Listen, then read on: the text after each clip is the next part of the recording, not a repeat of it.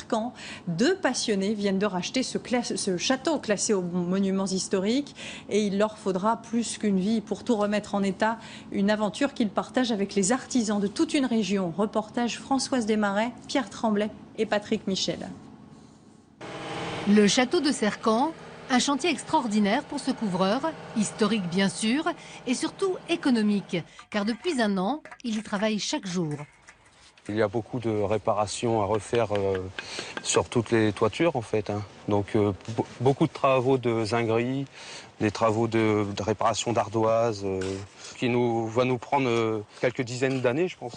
Une aubaine dans un contexte de crise et pour des artisans de toute nature. Car en 8 siècles d'histoire, le lieu a souffert par endroits. Voici les cellules d'isolement des moines, vestiges de l'ancienne abbaye. Elles doivent être reconstruites. Mauvaise surprise, 292 326 €. Ah d'accord, bon. Et de toute façon, on sera obligé de le faire étant donné que c'est en voie de classement. Oui, donc on n'a pas le droit de laisser tomber ça en ruine.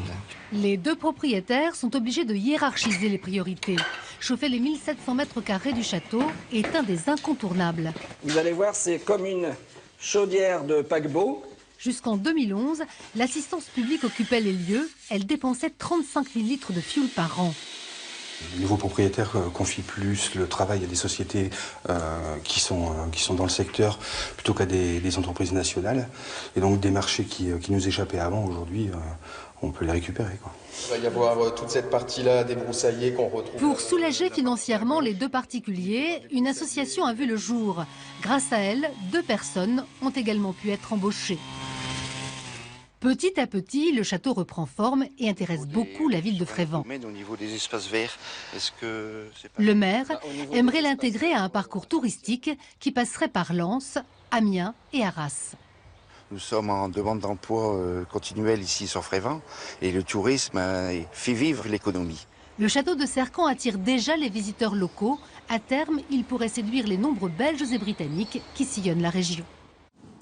La Tour Eiffel, elle, accueille chaque année 7 millions de visiteurs. La grande dame, devenue le symbole de Paris, méritait sans doute qu'on lui consacre tout un zoom. Ce sera chose faite demain dès 13 h. Quelques images pour vous donner envie de le voir ou de le revoir. Sébastien Renouille.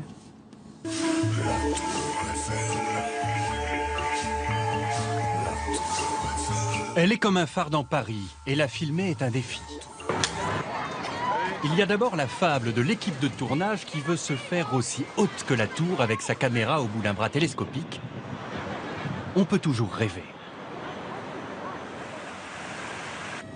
Ensuite, en plein ciel pour assister au réglage des antennes de télétransmission.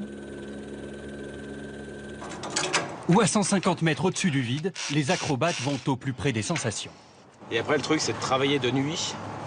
On est seul au monde sur la Tour Eiffel. Et là, c'est un véritable bonheur.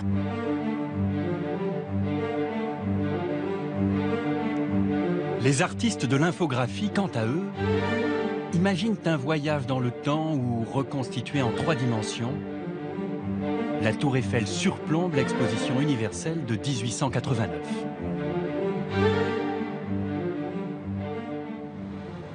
Enfin, la nuit venue, sur le pont de Bir Hakeim, les rêveurs la contemplent au cours d'un long travelling comme une vedette de cinéma.